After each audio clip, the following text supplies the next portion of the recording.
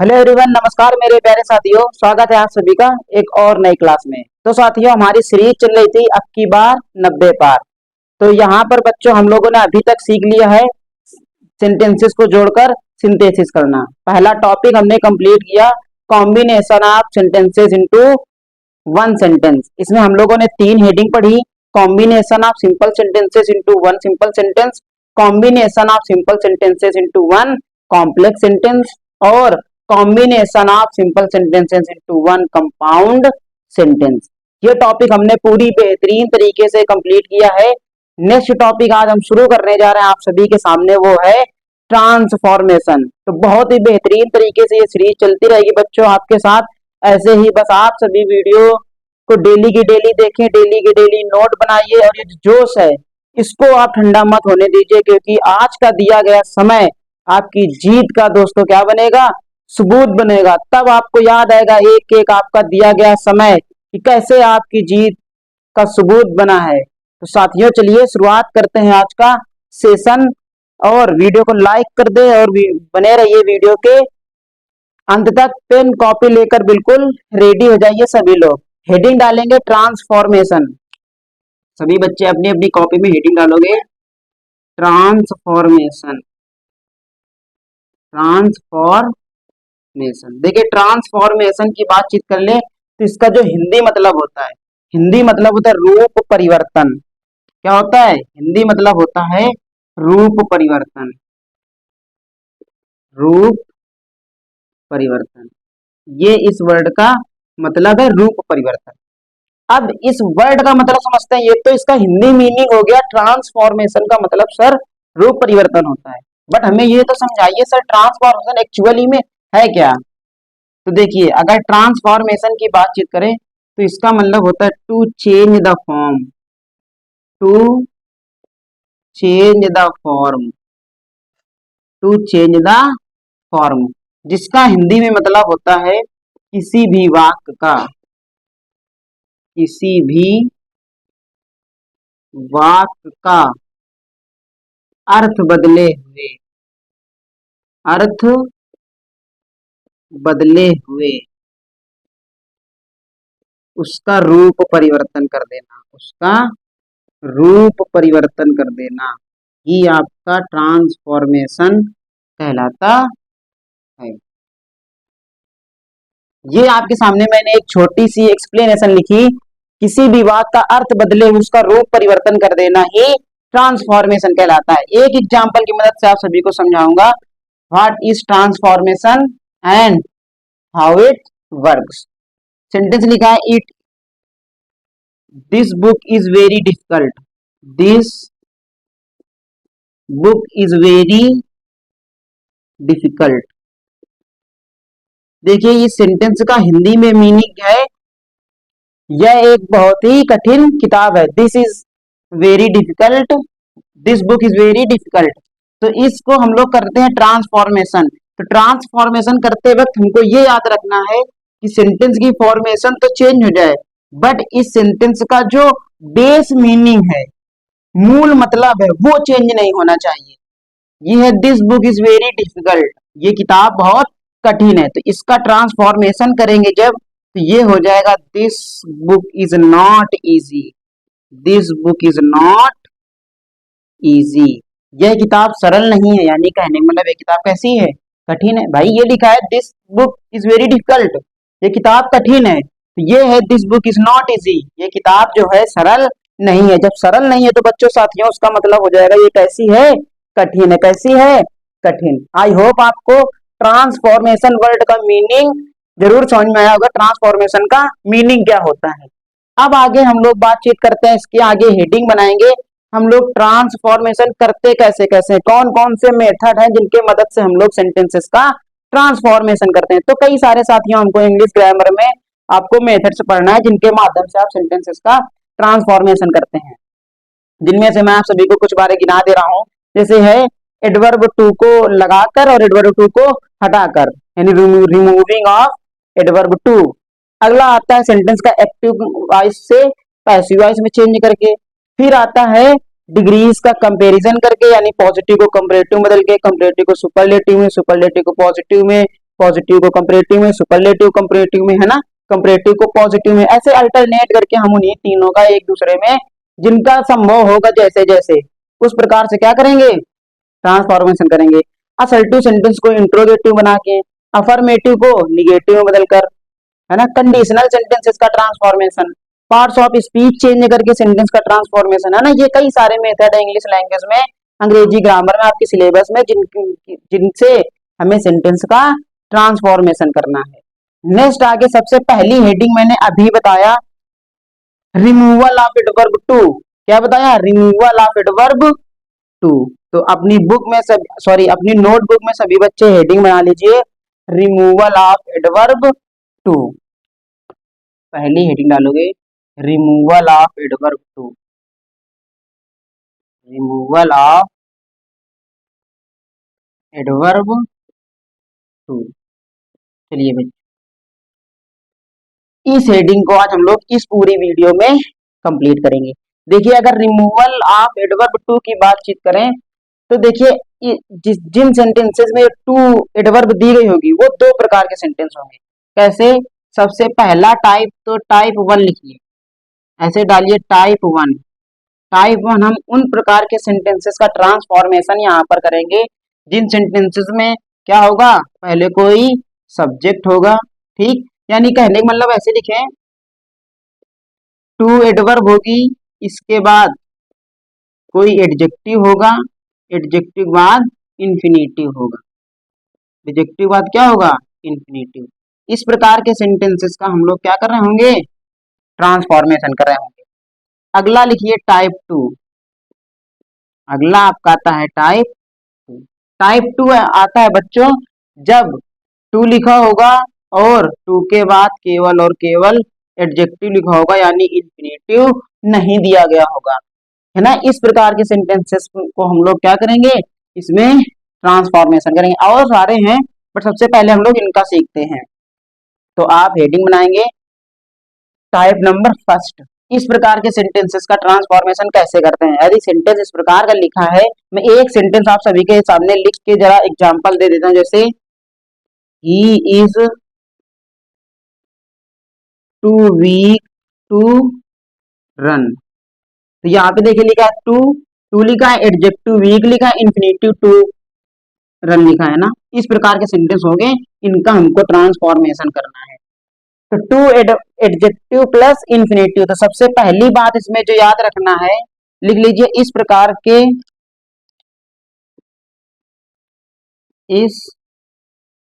प्रकार के वाक्यों का ट्रांसफॉर्मेशन, वाक्यों का रूप परिवर्तन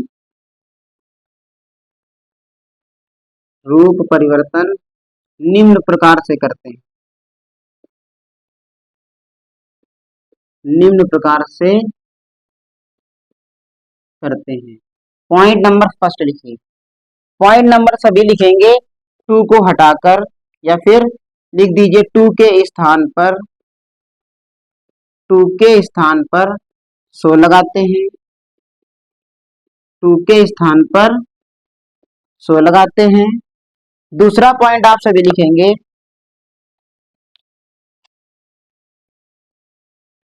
इसके बाद एडजेक्टिव,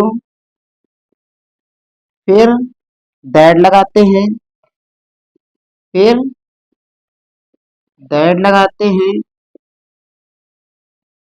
थर्ड पॉइंट लिखिए इसमें साथियों, थर्ड पॉइंट लिखेंगे, लिखोगे पहले सेंटेंस के सब्जेक्ट के अनुसार, पहले से सेंटेंस के सब्जेक्ट के अनुसार दैट के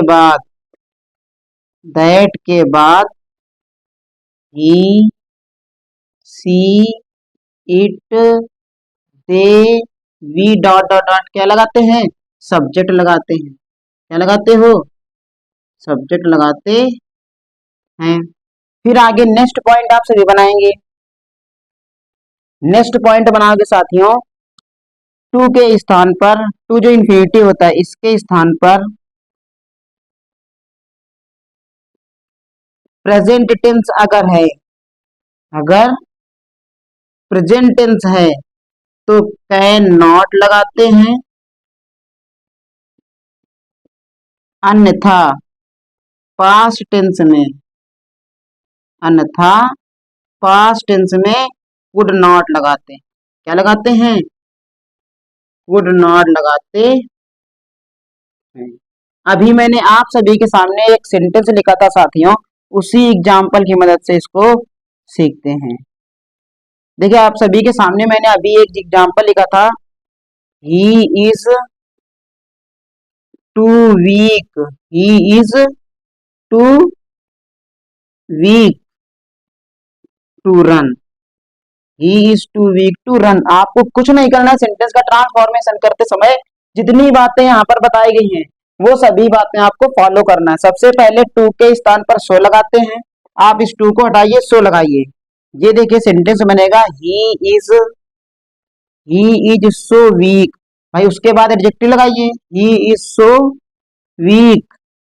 फिर आपको दैट लगाना है, देखो लगा दिया ना, टू के स्थान पर सो लगाया, फिर हमने क्या किया, एडजेक्टिव लगाया, फिर एडजेक्टिव के बाद दैट लगा दिया, इतना काम कंप्लीट कर दिया। आ गया था पहले सेंटेंस के सब्जेक्ट के अनुसार दैट के बाद, अब देखो दैट के बाद पहले सेंटेंस के सब्जेक्ट के अनुसार, ये देखो ही आ रहा है, यहाँ पर ये लगा देंगे, ये लग गया। अब ये लग गया, अब कर टू के स्थान पर प्रेजेंट टेंस में कैन नॉट, अन्यथा पास्ट टेंस में कुड नॉट। यहाँ पे इज लिखा, ये प्रेजेंट टेंस है तो he is so weak that he, अब कैन नॉट लगा देंगे टू के स्थान पर, रन वैसे ही लिख देंगे, ही कैन नॉट रन। ये आपके सेंटेंस का ट्रांसफॉर्मेशन हो गया, दोनों ही सेंटेंसेस का मतलब बिल्कुल सेम है। कह रहा he is too weak to run, वह दौड़ने के लिए अत्यधिक कमजोर है, यानी इतना कमजोर है कि दौड़ नहीं सकता। ही इज सो वीक, वह इतना कमजोर है, दैट ही कांट रन, वह दौड़ नहीं सकता। नेक्स्ट सेंटेंस आप सभी के सामने, ताकि यही एग्जाम्पल और अच्छी तरीके से आप सभी को समझ में आए। आगे लिख देंगे, it is too hot, it is too hot to go out. अब बाहर जाने के लिए क्या है, अत्यधिक गर्मी है, ये बना दोगे इट इज सो हॉट, है ना। अब एडजेक्टिव बाद दैट लगाते हैं। अब देखिए आगे जो सेंटेंस लिखा है, इट है बेजानदार है, क्या है, इट है बेजानदार है, तब यहाँ पर क्या लगाओगे, अब नन लगाओगे। एक कंसेप्ट होता है सर, जब इट या बेजानदार हो, कोई निर्जीव हो, तो वहां पर आगे अगर फॉर लगा हो, फॉर के बाद ऑब्जेक्ट दिया हो तो सब्जेक्ट बदलते हैं, वो आगे कंसेप्ट बताएंगे। यहाँ पर क्या लगा देंगे, नो वन लगा देंगे, दैट नो वन या फिर नन, नो वन का ही शॉर्ट फॉर्म होता है नो वन, तो दो में कोई एक लगा सकते हैं। It is so hot that no one can go out, no one can go out. I hope आप सभी को इतना कंसेप्ट क्लियर है। स्क्रीनशॉट करना हो स्क्रीनशॉट ले लीजिए, नोट करना हो वीडियो पॉज करिए, नोट कर लीजिए। यहाँ पर बच्चों दो कंसेप्ट मैंने लिख रखा है। पहला कह रहा है कुछ वाक्यों में टू प्लस वर्ब की फर्स्ट फॉर्म यानी इन्फिनेटिव के स्थान पर फॉर प्लस नाउन आता है, तो दैट के बाद वाली क्लॉज में वर्ब का प्रयोग ध्यान पूर्वक करना चाहिए, सावधानी पूर्वक करना चाहिए। कहने का इसका ये मतलब है कि सर आप जब इस सेंटेंस को परफॉर्म करें, ट्रांसफॉर्मेशन में परफॉर्म करने जाएं, तो ये ध्यान रखिएगा कि इस सेंटेंस का एक्चुअल में मीनिंग क्या है, और उस मीनिंग के अकॉर्डिंग आप खुद की वर्ब देकर उसके सेंटेंस को बनाइए, कंप्लीट कर दीजिए। ये कहने का मतलब है ओवरऑल। तो इसको हम लोग बनाएंगे, माई हर्ट वाज, टू हटाइए, सो लगाइए, माई हर्ट वाज सो फुल। अब आगे दैट लगाते हैं, सबको पता है। अब आगे देखो ये बोल कौन रहा है, ये माई हर्ट हित कर है, आई सब्जेक्ट, ये हो जाएगा आई। अब ये देखो वाज लिखा है, कुड नॉट बदलेगा, किसमें बदलेगा, कुड नॉट में। आगे कह रहा है my heart was too full for words, यानी मेरा हृदय जो था पूरी तरीके से शब्दों के लिए भरा हुआ था, यानी अत्यधिक भरा हुआ था। अब ये जो वाला जो टू होता है, ये बच्चों लोग यहाँ पर निगेटिव प्रयोग करते हैं, कैसा निगेटिव, तो यहाँ पर हो गया कुड नॉट, यानी मेरे पास शब्द ही नहीं कहने थे, कहने के लिए थे। माई heart was so full that I could not से एनी वर्ड, से एनी वर्ड। अब इस से की जगह आप क्या लगा सकते हो, अटर भी लगा सकते हो। अटर माने भी क्या होता है, कहना। क्या होता है, कहना लगा दीजिए। हैं, इस प्रकार से इस प्रकार के सेंटेंसों का आप ट्रांसफॉर्मेशन करेंगे। नेक्स्ट, अगर यदि सेंटेंस में इंफिनिटिव का प्रयोग ना हुआ हो तो टू को ओवर में या फिर एक्सट्रीमली में बदल देते हैं, या टू को हटाकर बियॉन्ड द प्रॉपर लिमिट लगाते हैं। देखिए सेंटेंस समझिए, दोनों प्रकार से बनेगा। देखिए एक तो बन जाएगा ये ही इज, अब देखो टू को हटा क्या लगाना है, over. He is over eager for praise, ये हो गया।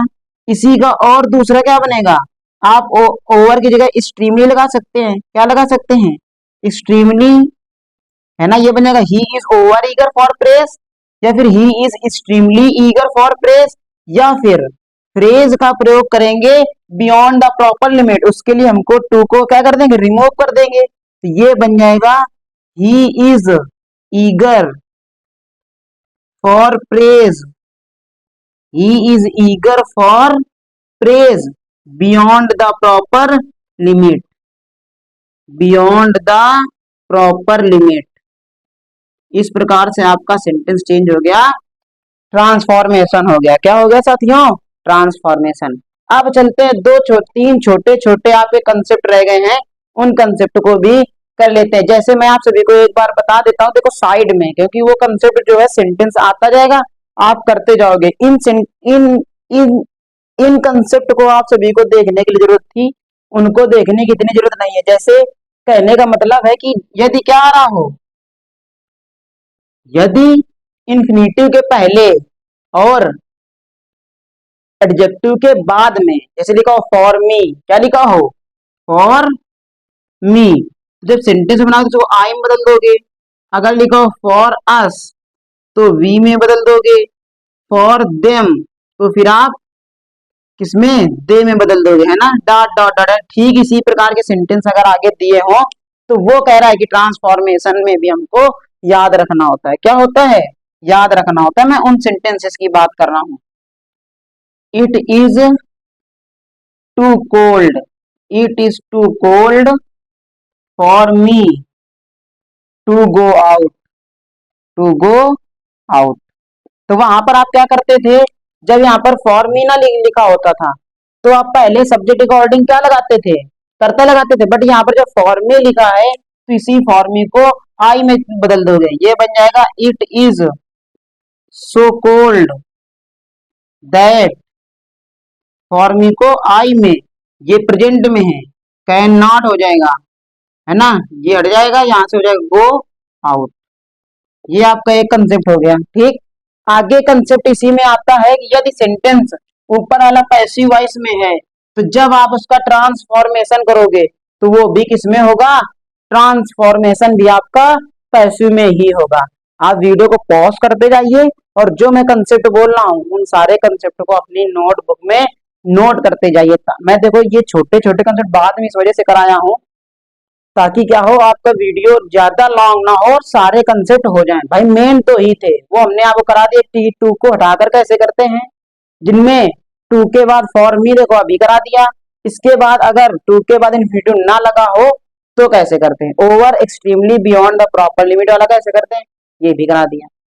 अब आपका रह गया कि सर कंपैरेटिव डिग्री के द्वारा कैसे ट्रांसफॉर्मेशन करते हैं, यानी कहने का मतलब है कंपैरेटिव डिग्री के द्वारा भी करते हैं। एग्जाम्पल मैं आप सभी के सामने लिख रहा हूं, फिर समझाता हूं कैसे करते हैं उसका।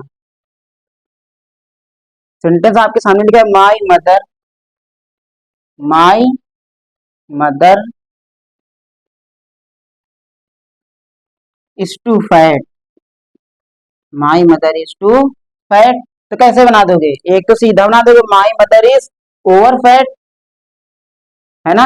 अब कंपैरेटिव डिग्री बनाओगे कैसे, देखो माई मदर इज फैटर। अब जब ये कंपैरेटिव बन गया तो स्वाभाविक सी बात है आगे आप देन लगाओगे। My mother is fatter than, इसके अकॉर्डिंग आप यहाँ पर सब्जेक्ट ले आओगे, ये आ गया सी। अब कह रहा है मेरी माता जी जो हैं वो फैटर हैं, लेकिन कितनी, जितनी उनको होना चाहिए था, she should be, then she should be, then she should be, इस प्रकार से बनाते हो। नेक्स्ट क्वेश्चन लिखा है meeting was too noisy, the meeting was too noisy, the meeting was too noisy, तो इसको भी क्या बना दोगे, इसको बनाओगे the meeting was more noisy, क्या बनाओगे, more noisy then it should have been, it should have been, जितनी इसको होना चाहिए उससे ज्यादा क्या थी, बोलो, नॉइजी थी, ठीक है नहीं। इस प्रकार से क्या बनाओगे, उसको बदल दोगे ट्रांसफॉर्मेशन में। सेंटेंस पैसिव में होगा तो पैसिव बनाओगे, ये आपको बता दिया। कंपैरेटिव डिग्री के द्वारा कैसे बनता है ये भी बता दिया। Over extremely beyond the proper limit से कैसे बनाते हो, अगर फॉर में लिखा हो तो सेंटेंस में आई फॉर देम हो तो दे में बदलते हो, ये वाला हो गया। टू और टू वाला हो गया।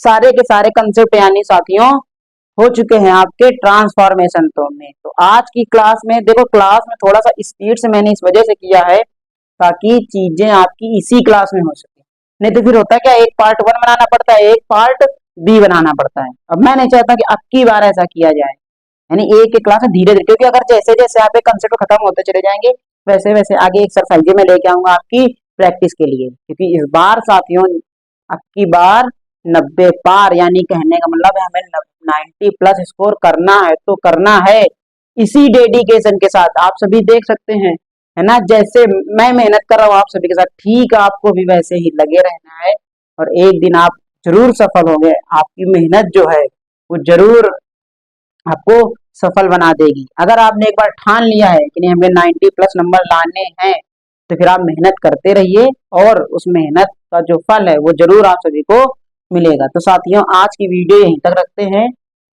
आगे हम लोग, अगर आपको कहीं पर इसमें दिक्कत आई हो, कोई कंसेप्ट ना समझ में आया हो, क्योंकि थोड़ा स्पीड से मैंने पढ़ाया है ये मैं मानता हूँ, तो आप क्या करिए, आप कमेंट बॉक्स पर पूछ सकते हैं। मिलेंगे नेक्स्ट वीडियो में, तब तक के लिए साथियों स्वस्थ रहिए। जय Hind, take care and love you all.